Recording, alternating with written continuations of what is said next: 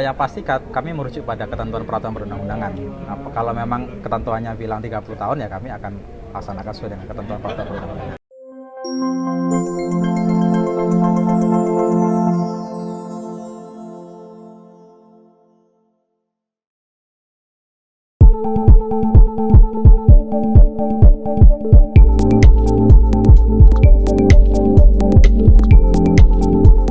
Soal syarat calon gubernur wakil gubernur itu salah satunya adalah soal usia 30 tahun. Kalau misalnya kemarin waktu Pilpres juga ada usia yang berubah tuh Pak. Nanti kalau misalnya ada yang minta aturannya berubah, terus beneran ada calon yang usianya belum cukup, apakah KPU akan menerima atau tidak? Ya, KPU kan pelaksana undang-undang ya. Jadi kita kan menganut demokrasi konstitusional.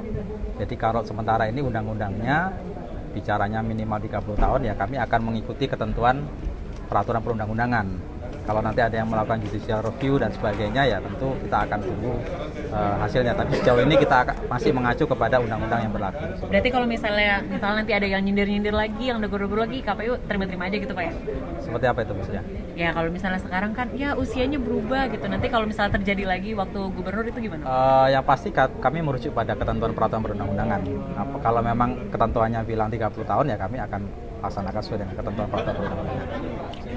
Pak, tadi disinggung juga soal ada pembatasan berkurangnya jumlah TPS dan dimaksimalkan jumlah DPT, itu maksudnya seperti apa? Apakah memang jumlah TPS-nya akan berkurang dari pemilu saat ini atau seperti apa? Untuk jumlah DPT per TPS kan di undang-undang atau di pemilu legislatif kan lebih sedikit ya karena pemilu serentak 4 atau 5 kotak suara, jadi jumlah pemilih lebih sedikit. Sedangkan pemilu atau pilkada itu kan hanya beberapa pasangan calon, jadi dimungkinkan jumlah pemilih per TPS-nya itu lebih banyak. Ketika jumlah pemilih per TPS lebih banyak, misalkan 500 atau 600 atau paling banyak misalnya 800, tentu jumlah TPS akan berkurang. Seperti itu.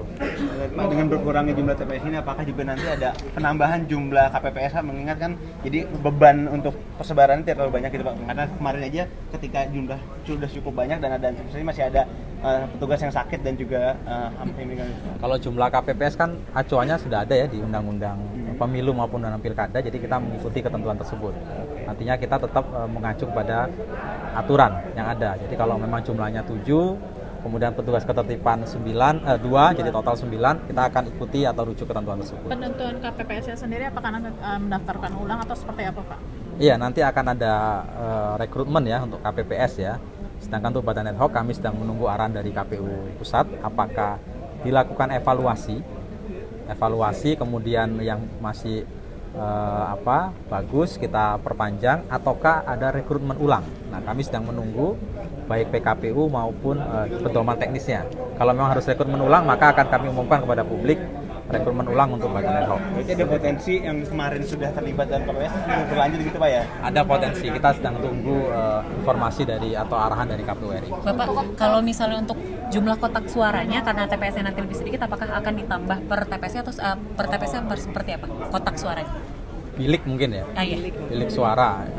Nanti kami sedang akan hitung ya, tapi normalnya kan per TPS kurang lebih 4 bilik ya, dan itu kita sudah lakukan beberapa kali, itu cukup waktunya dari jam 7 sampai jam 1 siang. Itu sementara ini tidak banyak evaluasi terkait hal tersebut. Biliknya sendiri kan bilik yang baru atau mungkin akan bilik yang kemarin yang dipakai itu Pak? Pada prinsipnya kan untuk kotak suara dan bilik suara itu kan barang habis pakai ya. Jadi dan itu pun tertulis pemilu 2024. Sedangkan sekarang kan pemilihan. Nah, jadi pasti akan ada pengadaan baru.